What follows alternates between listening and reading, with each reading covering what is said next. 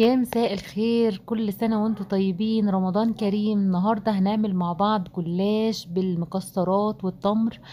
وصفة تحفة اتعلمتها من حماتي الله يرحمها ويغفر لها يا رب، هي اللي علمتها لي، كانت دايما بتعمله لنا الله يرحمها. هنشوف الوصفة النهاردة مع بعض، جميلة جدا، اتمنى تعجبكم وتجربوها.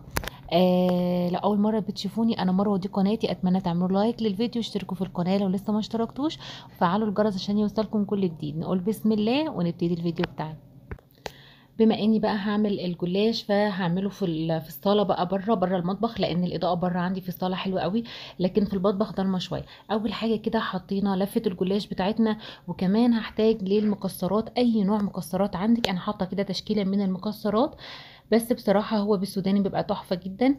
هنا كده عملنا أصابع من التمر. التمر ده أنا بجيبه من محل اسمه ركن القسيم على طريق الرياض. حلو قوي التمر بتاعه، مش محتاج سمنة، مش محتاج لبن ان انا اطريه، بالعكس بيبقى طري جدا، في اي معجنات بعملها بيبقى تحفة جدا.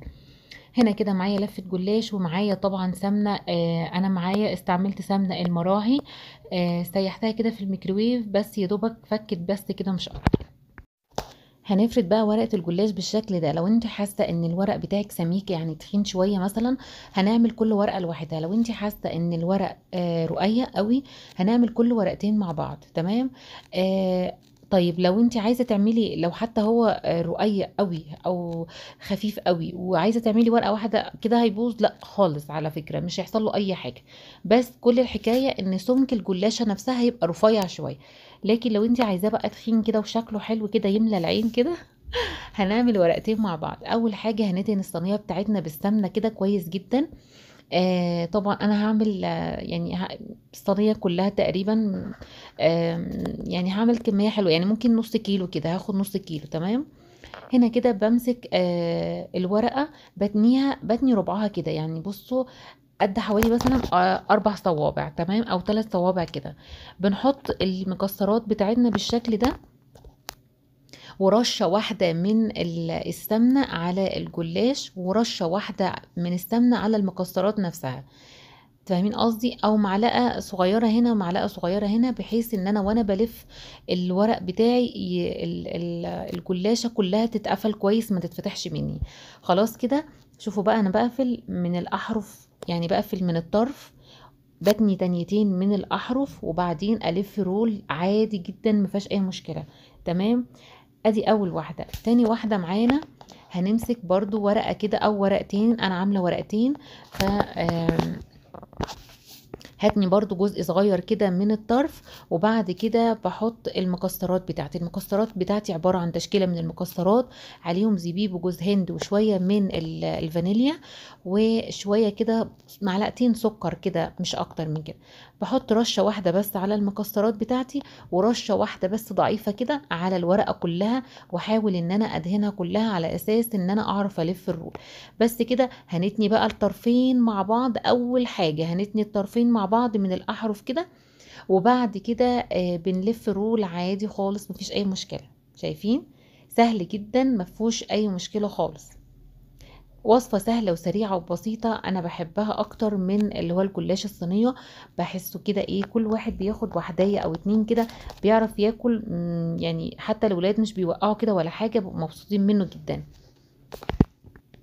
طبعا اللي بنلفها ونخلصها بنرص على طول في الصينيه بتاعتنا، على اساس ان هي ما تتفتحش مننا. هي ان شاء الله مش هتفتح ولا حاجه، بس نرص على طول في الصينيه، يعني ما ينفعش ان احنا نسيبها في مكان تاني، ولازم نرص في الصينيه على طول.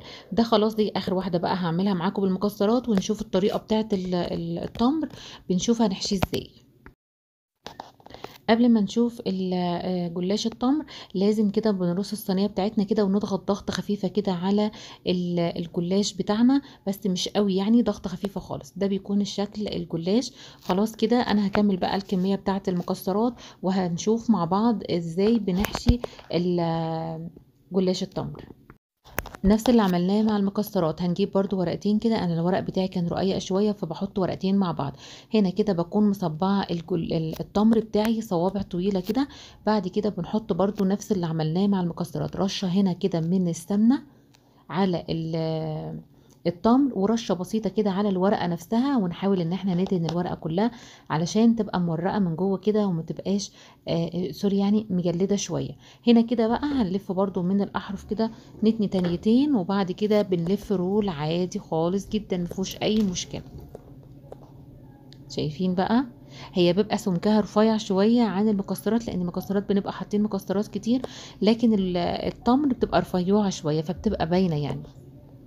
هنا برضو بنفرد كده فردة خفيفة. هعمل معاكم كمان واحدة ونشوف طريقة التسوية.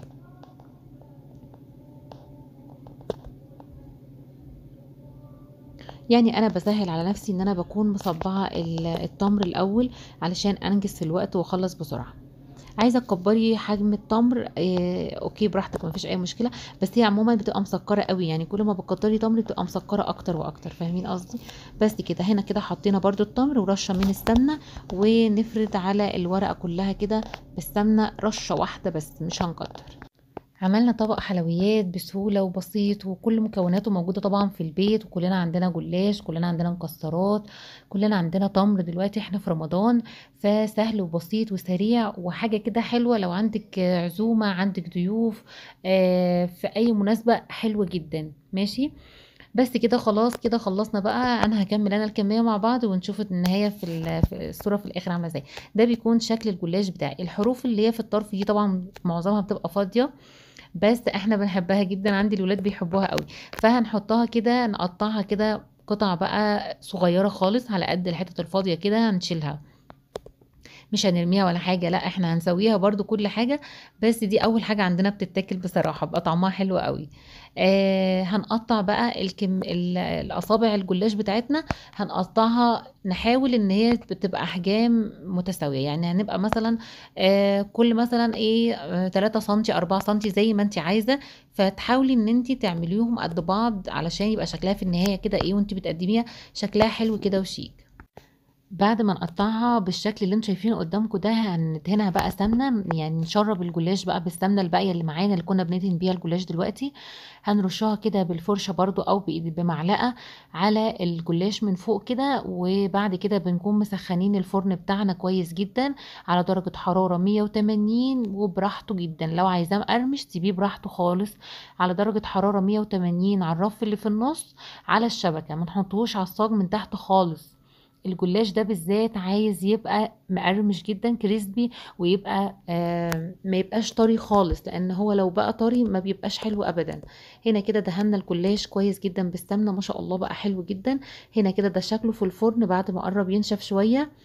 هنسيبه بقى على درجة حرارة 160 180 زي ما قلت، وده بيكون شكله بسم الله ما شاء الله جميل جدا، لونه حلو قوي متحمر كويس جدا. الشربات بتاعي بقى لا تقيل ولا خفيف، بيكون وسط كده.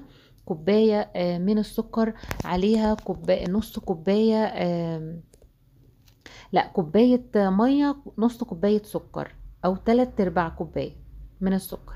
يعني كوباية مية 3/4 كوباية من السكر، وشوية فانيليا وعصير ليمونة. اول ما يغلي ننزل بعصير ليمونة ونسيبه يبرد تماما تماما تماما، ما ينفعش نحطه هو سخن عشان الجلاش ما يبردش معاه. تمام كده خلاص. كده انا بسقي بقى الجلاش بتاعي بالسيرب بتاعي ده التحفه الجميل ده. الجلاش اصلا كان ريحته رهيبه حلو جدا.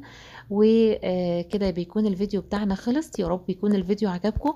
تنسونيش بقى من اللايك والاشتراك في القناه وفعلوا الجرس عشان يوصلكم كل جديد. اترككم في رعايه الله، واكتبوا لي رايكم طبعا في الكومنتات. ايه رايكم في الجلاش بتاعنا النهارده عامل ايه؟ يستاهل لايك ولا لا؟ وبكده يكون الفيديو خلص. اترككم في رعايه الله، والسلام عليكم ورحمه الله وبركاته.